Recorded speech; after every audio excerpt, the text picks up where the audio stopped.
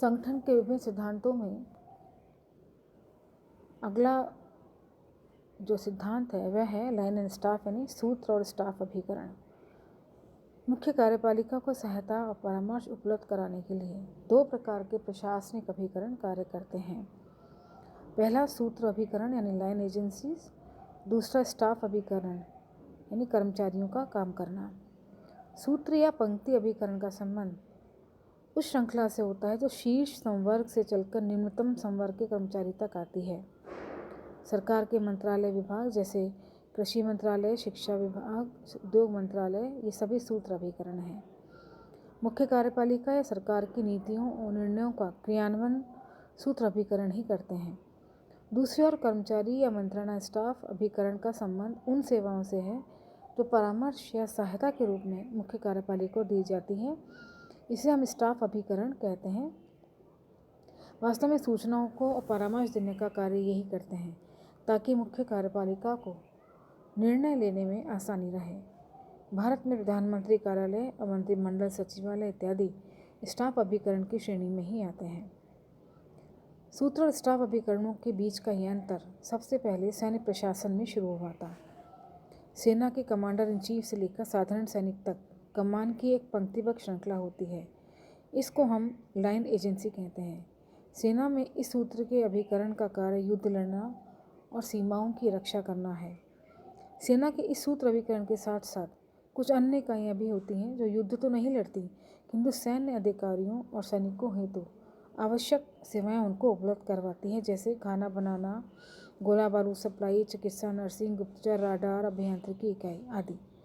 इन इकाइयों को युद्ध सैनिकों के वास्तविक कार्य में ये भाग नहीं लेती परंतु उनको सहायक सेवाएं भी उपलब्ध कराती है। सेना के सूत्र अभिकरण को सहायता पहुंचाने वाली यह इकाइयाँ स्टाफ अभिकरण कहलाती हैं। सूत्र और स्टाफ का यह भेद सैन्य प्रशासन से लोक प्रशासन में आया है, किंतु लोक प्रशासन में सैन्य प्रशासन की भांति स्पष्ट विभाजन करना मुश्किल है।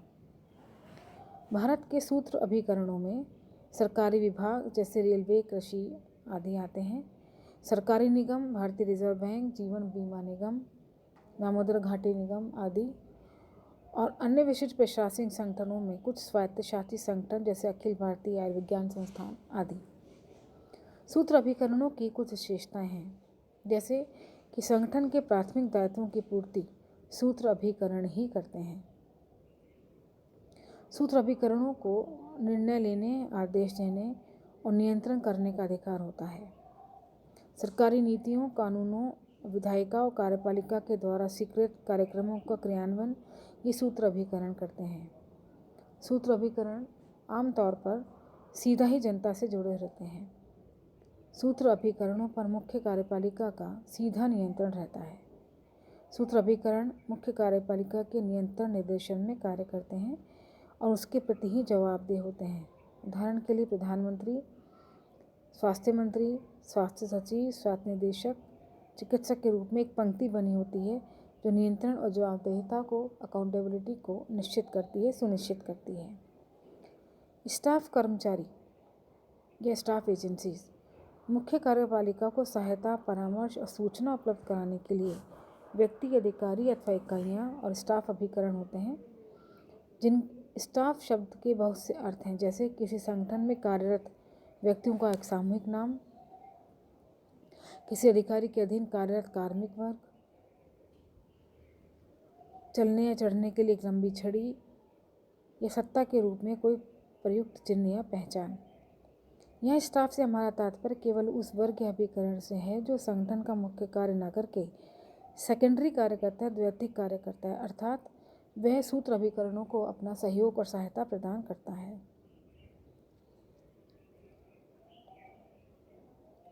इसकी भी कुछ विशेषताएं और कार्य हैं, जैसे स्टाफ अभिकरण प्रशासन में सेकेंडरी कार्य संपादित करते हैं। दूसरा, स्टाफ अभिकरण सामान्यतः अधिकार और शक्ति विहीन होते हैं। ये अभिकरण न तो निर्णय लेते हैं न ही आदेश निर्देश देते हैं। तीसरा, स्टाफ अभिकरणों के पास कोई कार्यकारी दायित्व नहीं होता। ये अभिकरण प्रत्यक्षतः जनता के सीधे संपर्क में नहीं आते। इन अभिकरणों की मुख्य विशेषता यह है कि ये प्रशासनिक ढांचे की कमान पंक्ति में क्रमबद्ध रूप से जुड़े नहीं होते, लेकिन ये पार्श्व में खड़े होते हैं, बैक में खड़े होते हैं। सामान्यतः स्टाफ अभिकरण निम्न कार्यों को करता है: सूत्र अभिकरणों को सहायता परामर्श देना, अभिकरणों को निर्णय लेने हेतु सूचना, पूछताछ, आंकड़े उपलब्ध कराना, उनको मंत्रणा और सलाह देना, मुख्य कार्यपालिका के निर्णय को अभिकरणों तक पहुंचाना, निरीक्षण करना, प्रत्यायोजित कार्यों का निष्पादन करना। इसके अतिरिक्त नियोजन करना, तथ्यों का संग्रहण और शोध करना, दूसरे व्यक्तियों संगठनों के विषय में जानकारी प्राप्त करके उनसे संपर्क स्थापित करना, सूत्र अभिकरणों या मुख्य कार्यपालिका द्वारा दी गई सत्ता के प्रत्यायोजन का प्रयोग करना। मूने और स्टाफ अभिकरणों के मूल में समन्वय अंतर संचरण को प्रमुख सिद्धांत स्वीकार किया है और स्टाफ अभिकरणों के कार्यों को 3 भागों में विभक्त किया है: सूचना संबंधी कार्य करना, परामर्श संबंधी कार्य करना और पर्यवेक्षण संबंधी कार्य करना। स्टाफ अभिकरणों के भी 3 प्रकार बताए हैं जो पिफनर और प्रेस्टस ने बताए हैं।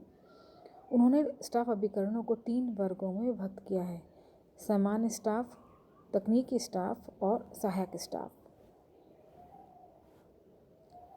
इनमें कुछ अंतर भी पाया जाता है, जैसे सूत्र स्टाफ सरकार के प्राथमिक दायित्वों की पूर्ति करता है, जबकि स्टाफ अभिकरण द्वैतिक दायित्वों की पूर्ति करता है।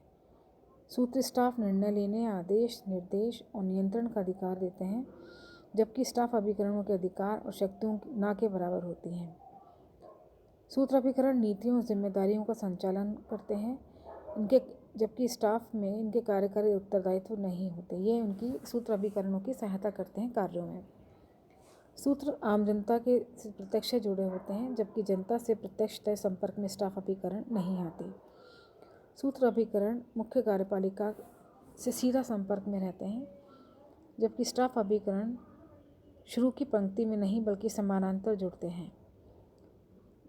लाइन एजेंसी संगठन से प्रत्यक्ष जुड़े रहते हैं, जबकि स्टाफ एजेंसी अप्रत्यक्ष रूप से जुड़ती हैं।